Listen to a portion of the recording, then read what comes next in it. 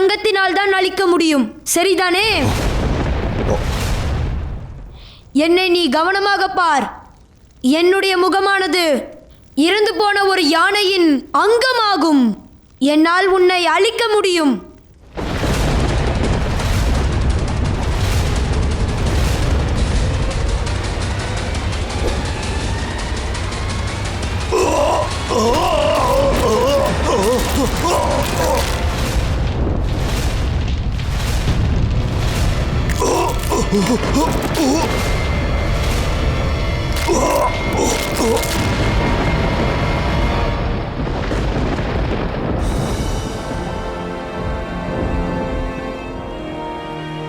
உங்களுக்கு மிக்க நன்றி. எனினும் எங்களால் இவனை நிச்சயம் அழைத்திருக்க முடியும், அவ்வாறுதானே? அப்படியா?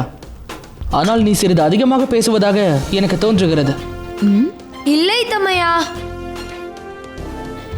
இதுவரை நீங்கள் யுத்தத்தில் தோல்வி அடையவில்லை என்று அவர்கள் அறிந்திருக்க மாட்டார்கள். அதனால் தான் அப்படி கூறுகிறார்கள்.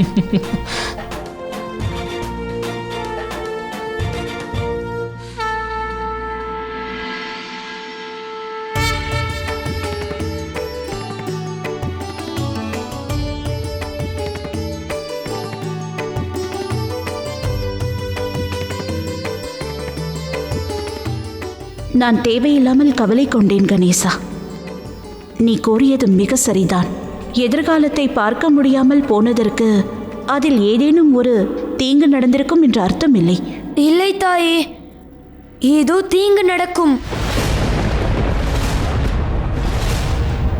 அப்படி என்றால்? எல்லாம் சாதகமாக நடந்ததென்றால் நிச்சயமாக ஒரு பெரிய பிரச்சனை நடக்கப் போகிறது என்று தோன்றுகிறது. நரந்தக் இத்தனை யுகங்களுக்கு பிறகு முக்தி அடைந்தான். இந்திரதேவர் இங்கே வந்து அவனை பற்றி நம்மிடம் கூறியது. பிறகு நான் அங்கே சென்று நான் அவனை அழித்தது. அவன் அழிவு சாதாரணமாக நடந்துவிட்டது. நமக்கு தெரியாமல் ஏதோ ஒன்று இருக்கிறது.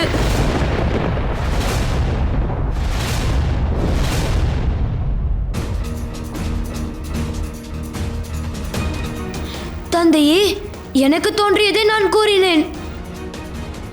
உங்களிடமிருந்து தங்களின் எண்ணத்தை தெரிந்து கொள்ள விரும்புகிறேன். நீங்கள் எதிலும் தலையிட மாட்டீர்கள் என்று எனக்கு தெரியும். ஆனால் இப்பொழுது நான் செய்ய வேண்டியதை நான் செய்துவிட்டேன். தாங்கள் எனக்கு உதவி புரியலாமே?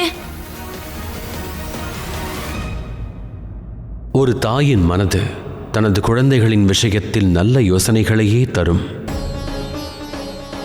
மனதில் கவலை கொண்டது இயல்புதான்.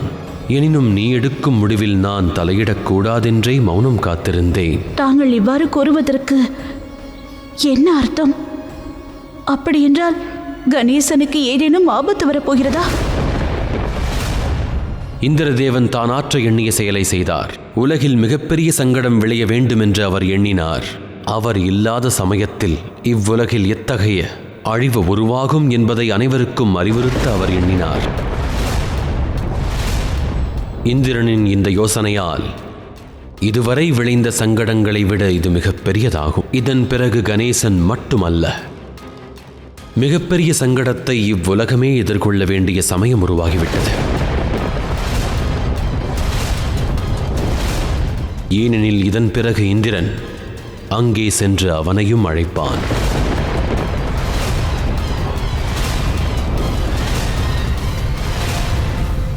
வந்துவிடு! நான் கூறுவது உனக்கு கேட்கிறதா இல்லையா? நாரந்தக்கை கணேசன் அழித்து விட்டான்.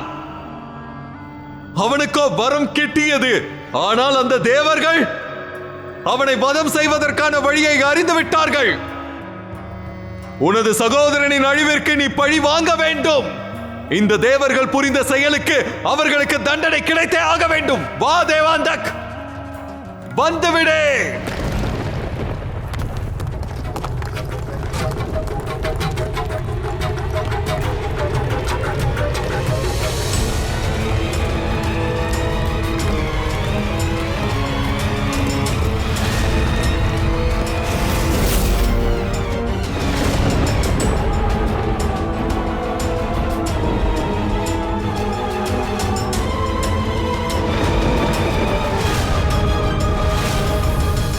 தேவாந்தக் நாரந்தக்கின் தமையனாவான். அவன் என்னிடமிருந்து வரம் பெற்றவன். சாகா வரம் பெற்ற தேவர்களை கூட அழிக்கும் வரத்தை அவன் பெற்றுள்ளான். அனைத்து